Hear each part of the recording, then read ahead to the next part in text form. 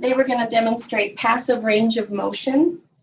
So first of all, when you step up to the patient's bed, you shouldn't have to bend over. You want to protect your own back. So raise the bed to a comfortable height for your work,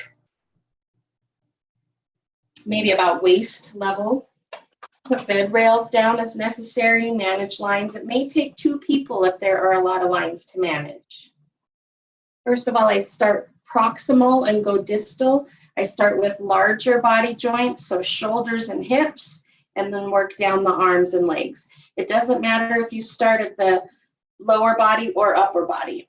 For our purposes, I'm going to start with upper body. So I'm going to start with Mr. Turner's right shoulder. No matter if he's sedated, intubated, I'm still going to introduce myself and explain what I'm going to do to the patient, whatever his awareness level is.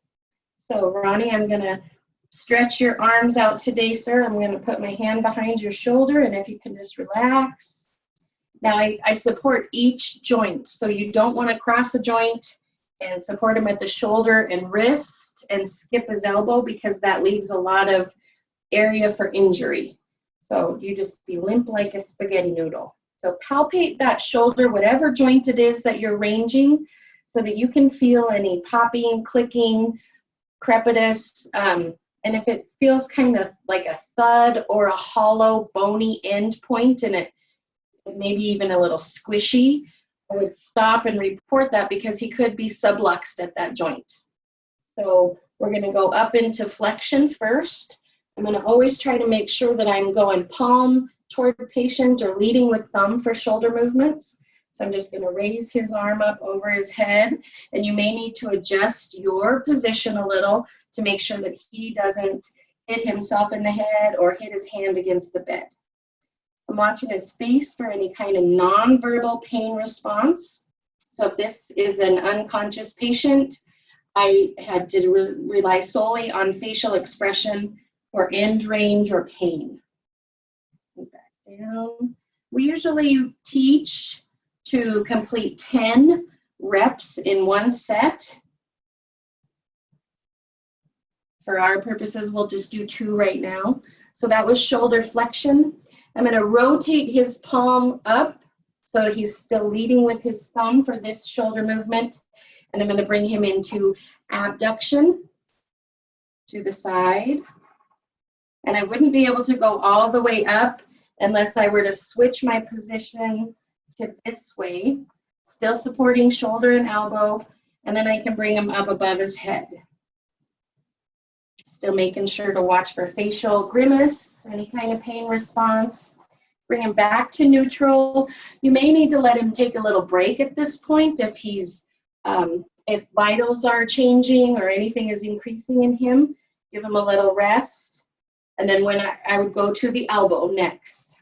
So supporting him at wrist and elbow, I'm just going to flex. Leading with thumb again. Just bending his elbow. And then the other movement with the elbow is palm down and palm up. And that's up towards his head, not up towards the ceiling. And then we're going to move to wrist and some flexion, extension, and fingers. Make a composite fist and straighten. You could go individually if you see that one finger is, or one joint is more stiff than others. And then let him rest on this side. Complete the other side of the same upper or lower, or you could go down to the right leg. So for our purposes, we'll go down to right leg. So for hips, again, I'm going to palpate hip. So I'm touching about here. We'll just edit that. So I'm going to palpate at his hip, so here, and then under a knee. And I'm just going to raise his knee, and you can lay your foot down because that would be in the middle. Just to get some hip flexion, and you're also getting knee flexion at the same time.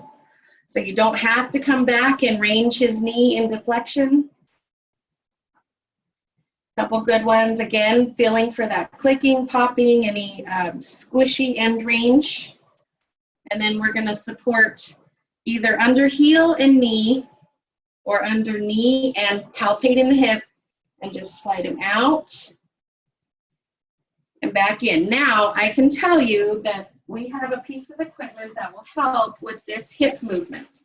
A slider sheet, lengthwise, folded in half under the patient's leg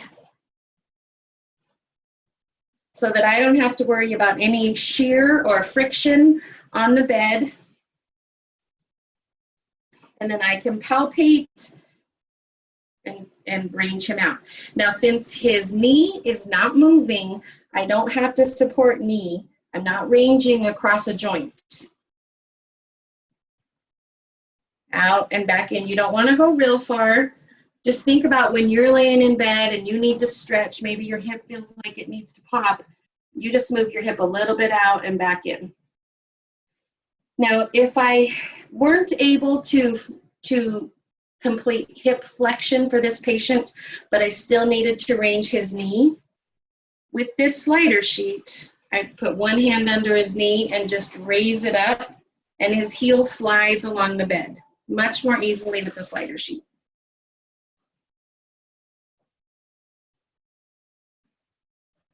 And then I'm going to range his ankle. So if he's unconscious or not aware, I'm really going to watch for pain response. This is a painful movement for someone who's stiff. The Achilles gets stiff very quickly. And the Achilles, your ankle being flexed to 90 degrees is, it's necessary to stand. So we don't want someone's ankles to get stiff while they're in bed. So you're gonna support and actually push him into plantar flexion or toes down, toes pointing down. And then you're gonna support and push him into dorsiflexion or toes pointed up. Now, on a very stiff patient, you might use your whole arm. So I would use my forearm with his foot. Almost toes to shoulders. My hand is under his heel, and I'm putting him into a dorsiflexed position and holding. The hold at the end range helps those muscles maintain that stretch. It gives them more benefit. Okay. Okay. Did I miss anything? Now, you can range neck. So if he was C spine stable, so if this patient's C spine was stable, no C collar, I could actually, and the lines are allowing it, you can actually turn his head to the side, to each side, and you can also tilt. So bring an ear towards the shoulder. And if you've ever laid in bed for any amount of time, you know your neck gets very stiff. So you really do want to kind of help him flex down, chin to chest, help him look up, nose to ceiling, and ears to shoulders for neck range. That's a kind of a touchy area, so you use your best judgment on a case-by-case basis with your patients. So if your patient has a heavy limb that is over 35 pounds, in this company, we have a 35-pound weight limit. So if I had a bariatric patient in this bed, one leg could exceed my recommended weight limit or the policy of my weight limit. So I'm going to put a multi-purpose strap. This is narrow under this patient's knee. Just sliding it along the bed. I should be doing it by the camera. Sliding it along the bed under his knee. And then I'm going to use the overhead lift.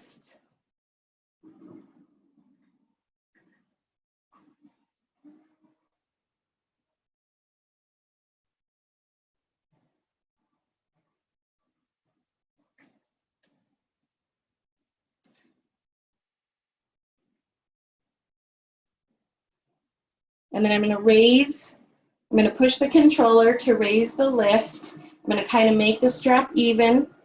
His knee comes up, his ankle slides, his heel slides up the bed, and I'm going to watch his face for any pain response. I'm flexing his knee and this hip at the same time, and I can lower it down. If his foot sticks to the bed, I can use this in combination or in conjunction with a slider sheet to help ease that shear or friction and give a nice fluid movement.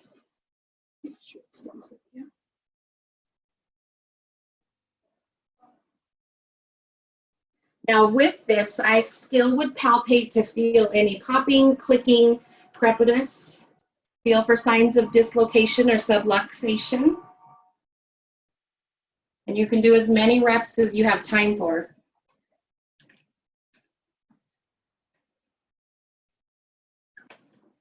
Okay, so we'll take all that out. If this was a patient who needed to flex at the waist, at his hips,